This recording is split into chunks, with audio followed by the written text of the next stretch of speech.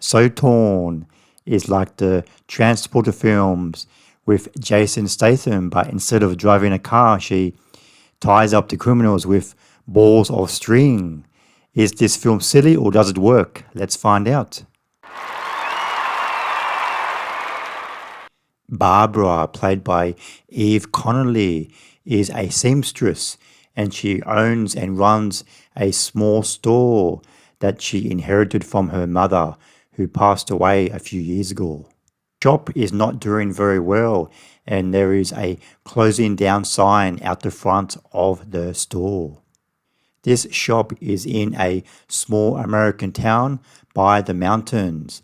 This film was shot in Switzerland, and many of the actors have different accents. So I was a little bit confused as to where this film is actually set, but I assume it's set in a small American town.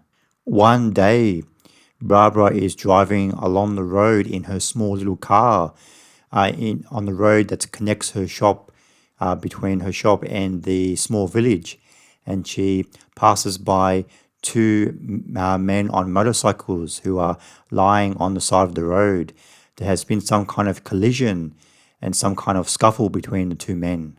There is a black briefcase lying on the ground a few meters away from the men, and also there are a few bags of plastic bags of white powder lying on the ground. So we assume this is some kind of drug deal gone bad. This film is split up between three sections. The first section is Barbara taking the briefcase and covering up the crime scene so nobody knows that she's been there and that she's taken the briefcase. Second scenario is Barbara actually calls the police and an old lady played by Kay Callan shows up, but she investigates the scene and she doesn't take it very seriously.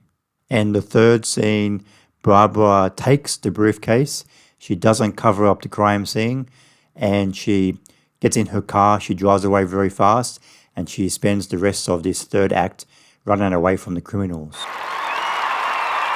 So Torn, directed by Freddie McDonald, is based on his own short film from 2019, and it shows. The film feels like several cool action scenes that are the main focus of the film, and the story and the characters that are built around these action scenes will kind of feel like an afterthought.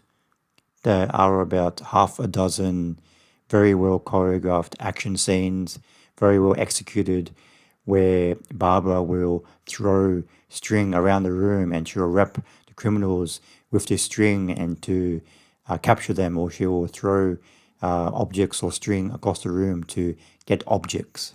But Barbara is an introverted character and we don't really know much about her except that she runs this seamstress store and she inherited this store from her mother, and she feels a lot of pressure to keep the store alive because her mother did a very good job of managing the store and keeping it alive for decades.